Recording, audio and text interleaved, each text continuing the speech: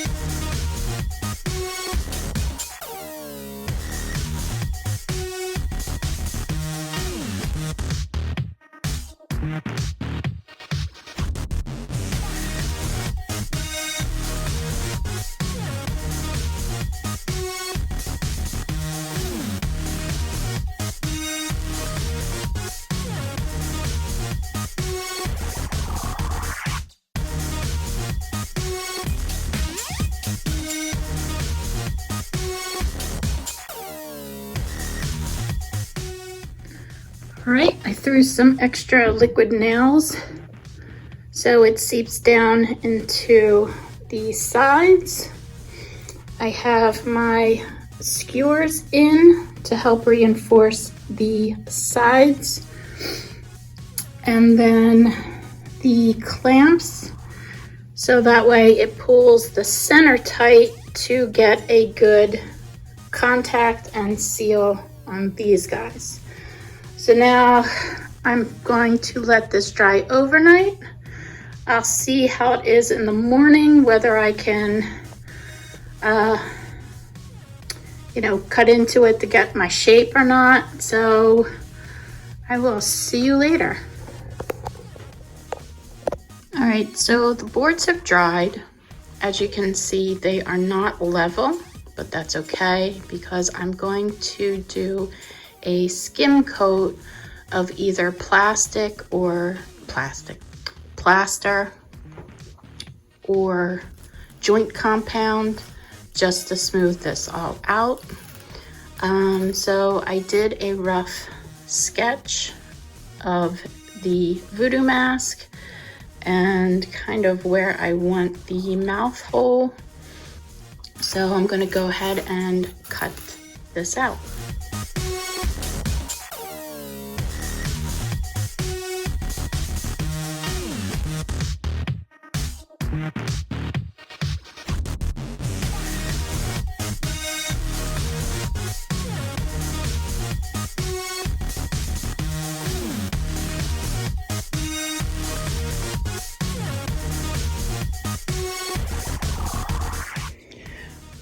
All right, so this liquid nails here is not dry, so I need to let this set up longer. However, I have my basic shape. I did have to go back with some skewers because some of the spots that I cut off probably had the liquid nails on it, and so they're going to fall off, so I just needed to reattach. So I'm going to let this set for another day. What I decided to do was I picked up some of this dust control joint compound. Just grabbed a gift card that is no longer good.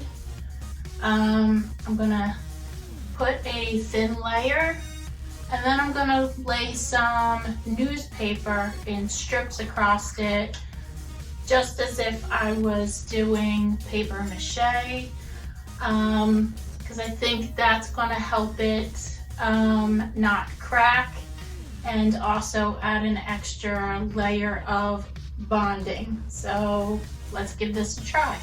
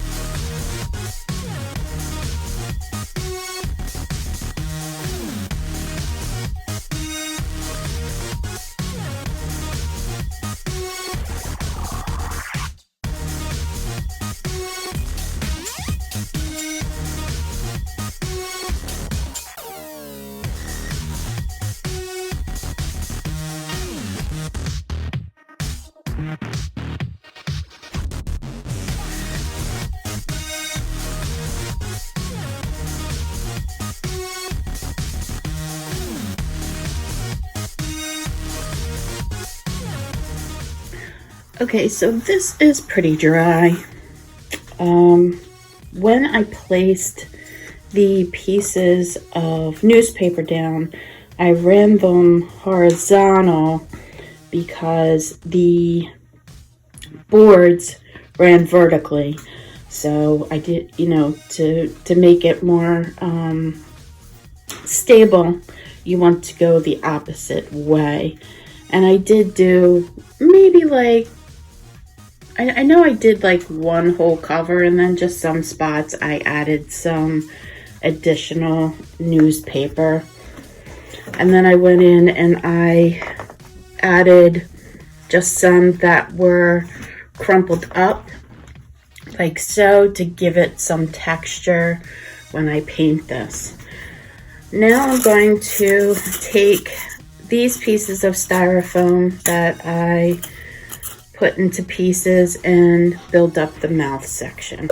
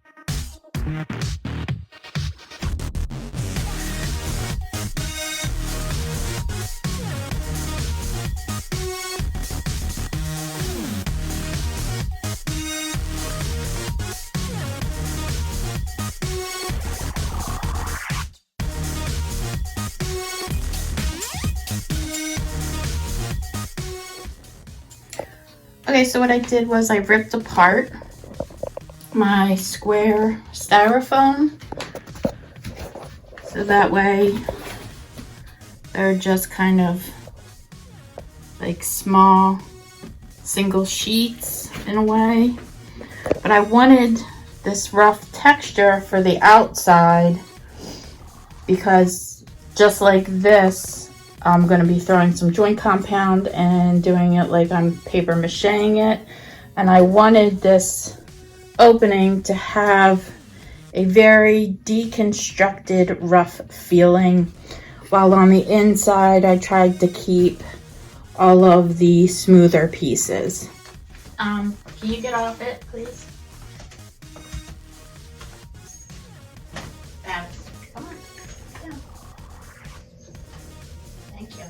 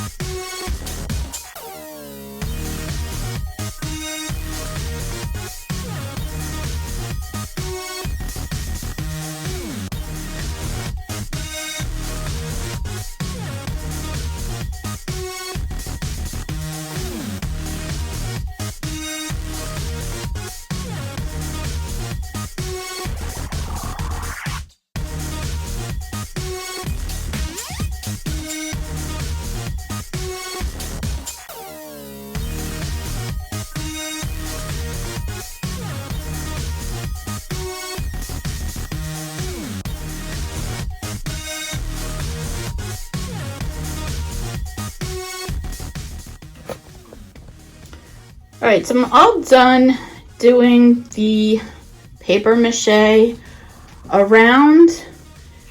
Now, you don't have to do it this way, obviously. I am doing it this way because of what type of material I am working with, and this was my best way of figuring out how to do that. So, you know, if you have a piece of wood or a full piece of foam board, you obviously don't have to do it this way. However, if you want to add texture to it, because if you look at the picture, it does seem to have a lot of texture to it, I definitely would hit it with some sort of spackle, plaster, or paper mache, whatever you have. So I'm going to let this dry. In the meantime, I'm going to go look for some sticks to add up here. Okay, so while this part is drying, I grabbed some sticks.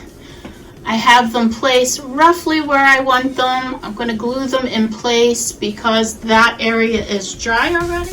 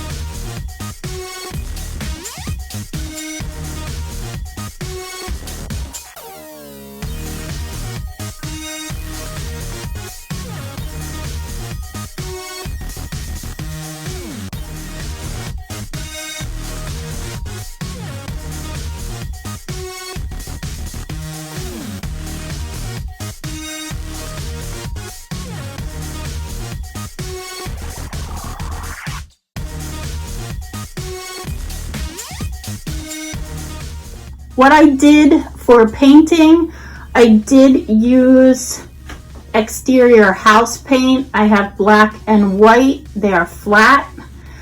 I mixed up a charcoal black, which is the darker color underneath. That's what I gave everything a base coat. I added white to it to make a lighter gray and just dry brushed over it. I left these two rough areas where I'm going to do the eyes. I did them lighter because I'm going to add UV reactive paint and it shows up better on a white surface.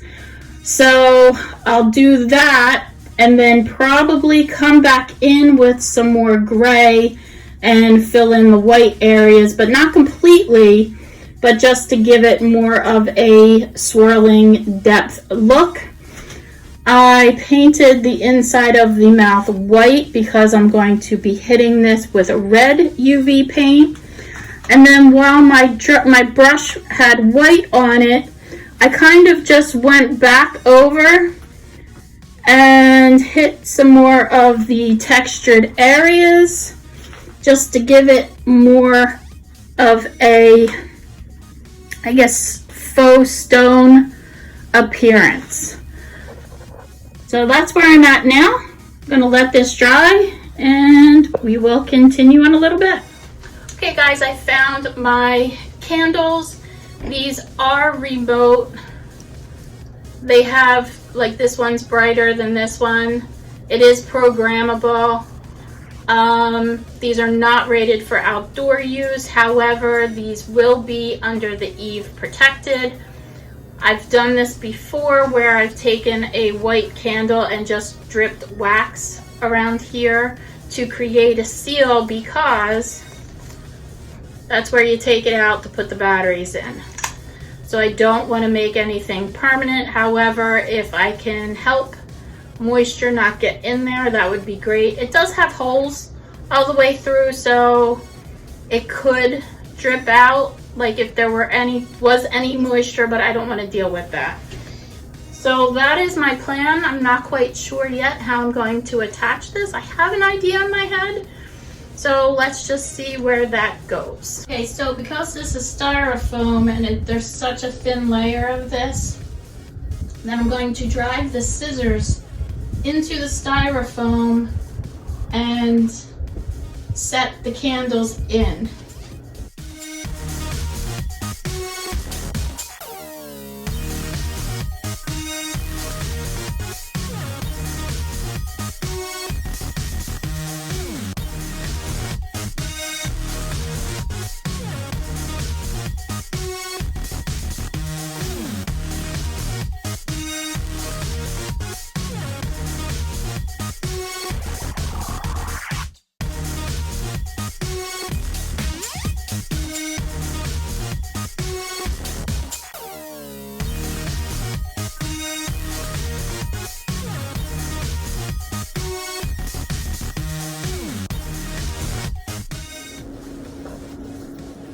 Alright, so I went ahead and I did the UV paint in the mouth, and I did UV yellow for the eye swirls, and then I just added some black to make it look like it is dimensional.